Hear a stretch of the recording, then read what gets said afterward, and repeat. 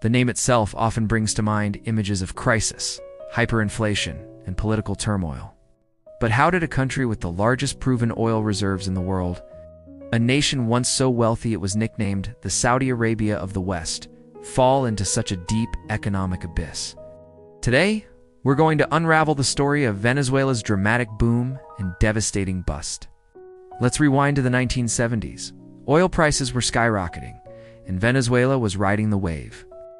Money was pouring in, funding everything from massive infrastructure projects to generous social programs. The country was a beacon of prosperity in Latin America. Its capital, Caracas, was a bustling metropolis filled with modern architecture, fancy cars, and a thriving middle class. Life was good. This period, known as Saudi Venezuela, created a deep-seated belief that the nation's oil wealth was an endless fountain of prosperity. But here's the first crucial point. This prosperity was built almost entirely on one thing: oil. When you put all your eggs in one basket, you're setting yourself up for a very risky ride. In the 1980s, the global oil market experienced a major glut and prices crashed. For Venezuela, this was a massive shock. The government, accustomed to lavish spending, suddenly found its income slashed. To cope, it started borrowing heavily, planting the seeds of a debt crisis that would haunt it for decades. The once stable economy began to show cracks. Inequality grew, and the poverty that had been masked by oil money started to become more visible. This growing discontent set the stage for a political earthquake. Enter Hugo Chávez, charismatic and fiery former military officer. Chávez rose to power in 1999 on a wave of popular anger against the traditional political establishment. He promised a Bolivarian revolution that would use Venezuela's oil wealth to finally lift up the poor and marginalized. And for a while, it seemed to be working. In the early 2000s, oil prices soared once again, reaching unprecedented heights. This gave Chávez a colossal amount of money to fund his ambitious social missions, known as misiones. These programs provided free healthcare, subsidized food, and education to millions of impoverished Venezuelans. Poverty rates fell, and for many, Chávez was a hero who delivered on his promises. Venezuela. But beneath the surface, the same old problems were getting worse, and new ones were being created. Chávez's government began a series of aggressive nationalizations, taking control of key industries from oil and electricity to agriculture and banking. The idea was to put the means of production in the hands of the state for the benefit of the people. However, the execution was often disastrous. Many of these state-run companies were plagued by inefficiency, mismanagement, and corruption. Experienced professionals were often replaced by political loyalists, and production plummeted. For example, farms that once produced food for the nation became unproductive, forcing Venezuela to rely more and more on imported goods. At the same time, the government implemented strict price and currency controls. To combat inflation and make goods affordable, the government set official prices for basic items like flour, milk, and medicine. But these prices were often set below the actual cost of production. As a result, it became unprofitable for businesses to produce or import these goods.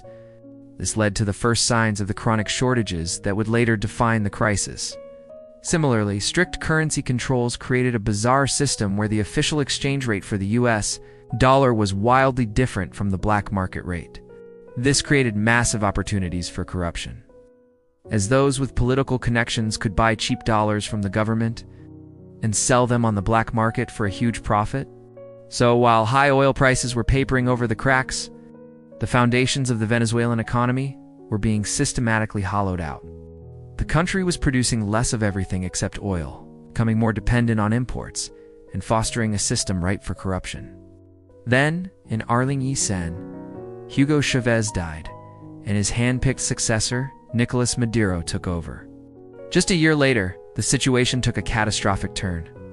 In mid-2014, global oil prices collapsed, falling from over $100 a barrel to less than $50. For Venezuela's oil-dependent economy, this was the final, devastating blow. The government's income was cut in half, almost overnight. The system, which was already on life support, completely broke down. The government no longer had enough foreign currency to pay for the massive amount of imports the country now needed. Shipments of food, medicine, and basic supplies dwindled. The shortages that had been a nuisance became a full-blown humanitarian crisis. Supermarket shelves went empty. People began lining up for hours, sometimes days, for a bag of flour or a roll of toilet paper. Hospitals ran out of everything from antibiotics to surgical gloves. To cover its massive budget deficit, the government did the one thing it could still do: print more money. A lot more money. This unleashed a tsunami of hyperinflation, unlike almost anything seen in modern history. Prices started doubling every few weeks, then every few days. The national currency, the bolivar, became virtually worthless. People's life savings were wiped out. A monthly salary could barely buy a few days' worth of food. We saw images of people weighing stacks of cash just to buy simple groceries because counting it would take too long. The economic collapse triggered a social and political implosion.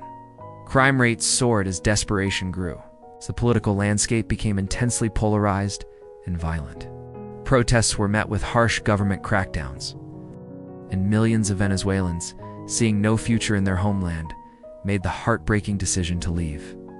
This has led to one of the largest refugee crises in the world, with over 7 million people fleeing the country, putting immense strain on neighboring nations like Colombia, Peru, and Brazil. It's a tragic story. A nation blessed with immense natural wealth, brought to its knees by a combination of factors: decades of over-reliance on oil, populist policies that crippled domestic production, widespread corruption, and the catastrophic collapse of oil prices. It serves as a powerful cautionary tale about the dangers of the resource curse, and how even the greatest wealth can be squandered without sound economic management, strong institutions, and a diversified economy. The situation in Venezuela today remains incredibly complex and difficult. While there have been some minor signs of economic stabilization recently, largely due to a de facto dollarization of the economy, the deep-seated structural problems remain. The path to recovery will be long and arduous, requiring not just economic reform, but also political reconciliation and the rebuilding of trust. For the millions of Venezuelans still struggling every day, the hope for a return to prosperity feels very distant. Thanks for watching. This is a deeply complex topic, and we've only scratched the surface. If you found this explanation helpful, please hit that like button and subscribe for more deep dives into the stories shaping our world. Let us know in the comments what other topics you'd like us to cover. See you in the next one.